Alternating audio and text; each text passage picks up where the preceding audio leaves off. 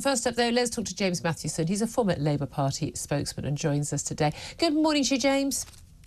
Good morning. Thank you very much indeed for joining us. We have to start, do we not, with the sad death of John Prescott, sadly dying at 86 years old, luckily surrounded by his family, listening to his favourite jazz at his care home where he'd been suffering from Alzheimer's yesterday. But look, you're on the younger end of this in this world than I am. Thank you. It's everyone's younger than me now. But I mean, people of my generation, this man was such a giant of the political world and of our lives.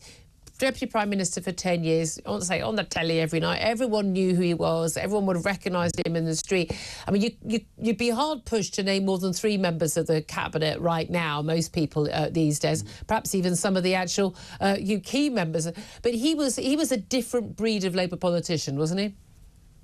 He was a legend in the Labour movement. I was born, 1994. Sorry to depress any of your viewers, but I was born... Philip's just had a heart attack here. I love pulling that one out. But yeah, I was born 1994, and even I, growing up, I remember the incident, of course, where he punched that man after he got egged. There was things like that kind of catapulted him to a different level of consciousness with the British public.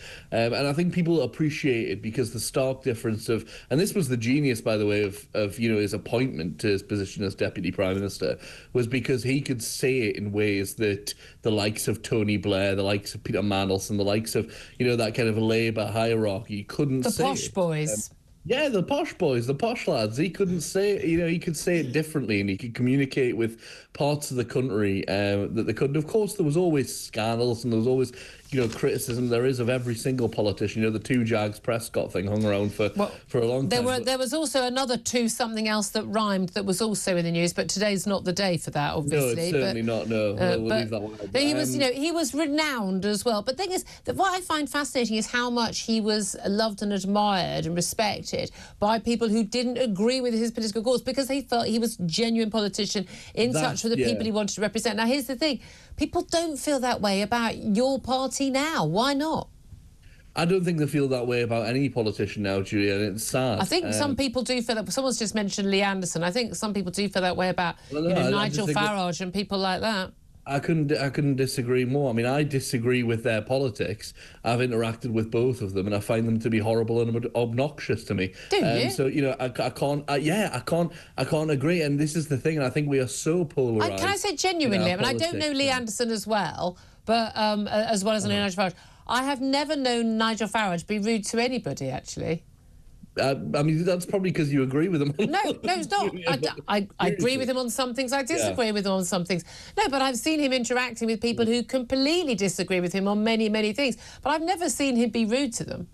I have. So, I mean, it's just a different experience, isn't it? But this is the thing, and I don't think it's down to any one individual. Yeah. I'm not saying that's specific to Nigel Farage or Lee Anderson. It's exactly the same on the left. And it's this polarisation that we feel, people can't mix. And we used to celebrate. I mean, I was on a podcast the other day about working in politics for young people, and I was asked what I should tell young people about working in politics. And the one thing I said was, the thing you need to remember is if you want to get anything done, it's not the people on your own side you want to worry about. It's how you interact with people on the other side, because that is the only way you achieve anything. And John Prescott was a master of that. No matter what he said publicly, no matter how heavily he laid into people, he was always willing to go across the aisle, have a frank conversation, ask what he needed, and lend a hand with support for. And also actually trying to keep the peace between Tony Blair and Gordon Brown. I remember once writing an editorial for my paper at the time about how he was the only grown-up left in the room because Tony Blair and Gordon Brown were throwing their toes out of the pram constantly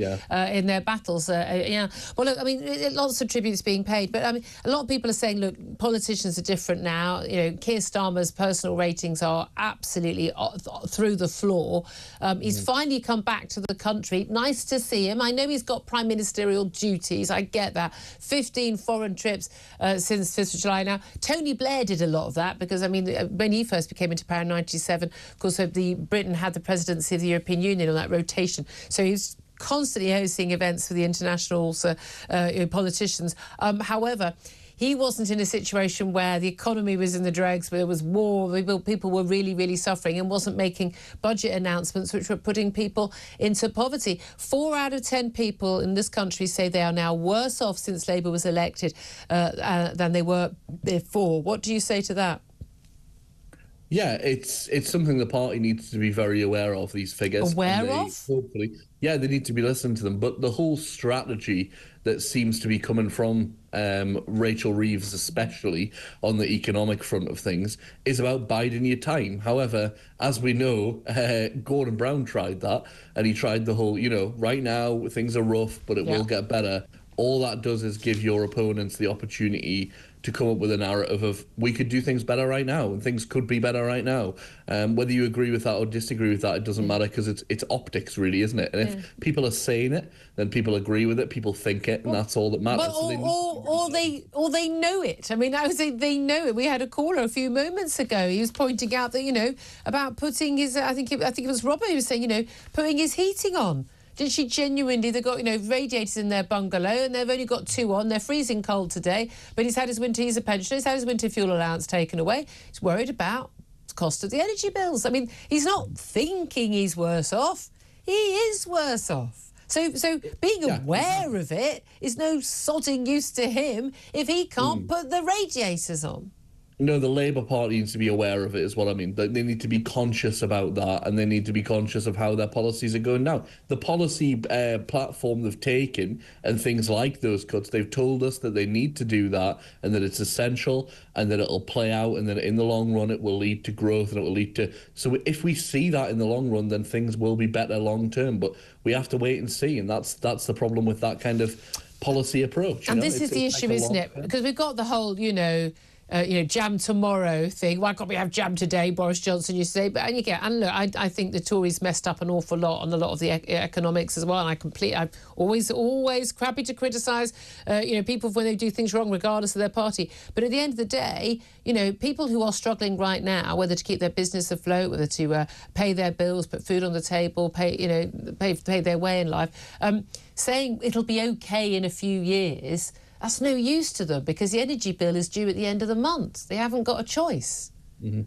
Yeah, it's an absolutely huge challenge, and I think it shows the scale of the challenge that the country's finances are facing. You have to remember, no party that comes into power wants to avoid doing things that are good and look good for it. If they could do things that were going to be beneficial and play well politically and publicly, they'd be doing them. They're trying to do them in the kind of setting they're in already. They're trying to dish out kind of bits and pieces here and there to keep different demographics happy.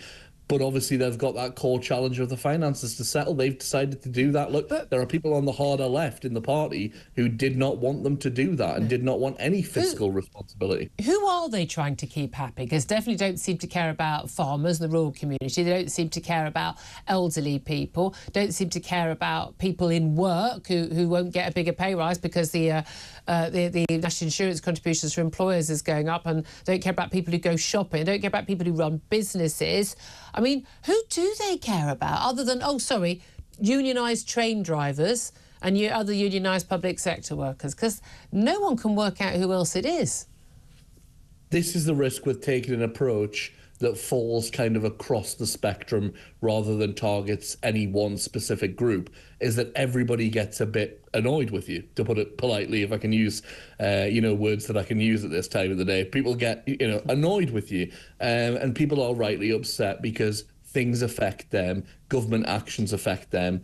The government has chosen to do that kind of and try and level it out so that no one group is disproportionately affected. But because of that, we see lots and lots of people, a lot more people than you would under, for example, austerity under the Tories, David Cameron, George Osborne's austerity, disproportionately and destroyed people on benefits and people who were at the lowest end of the scale. The Labour Party's chosen not to do that. I know you might disagree with that approach. However, it's its choice and it moves forward with it. And we see how it plays out in the long run. But people will be annoyed in the short term, and they have to be controlling the optics and the communications around that.